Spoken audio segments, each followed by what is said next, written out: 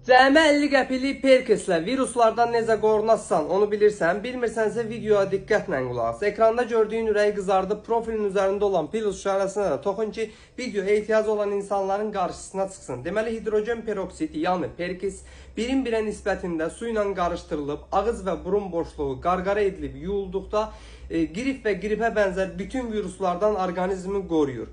Üstəlik bununla da qalmır, tibbdə qan kəsici kimi, yaraların təmizlənməsində antiseptik məhlul kimi geniş istifadə olunur. Qanayan yaraya hidrogen peroksidi, yəni Perkisi tökdüyünüz zaman qanı anında kəsir.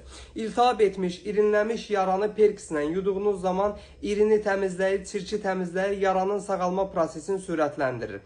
Perkis haqqında mənim bilmədiyim, sizin bildiyiniz hər hansı bir faydalı məlumat varsa, yorum bölümünə yazın, izləyicilərimiz də faydalansın. Bu cür videoların davamı üçün məni takibə almağı unutmayın. Növbəti videolarda görüşənədək özünüzə yaxşı baxın.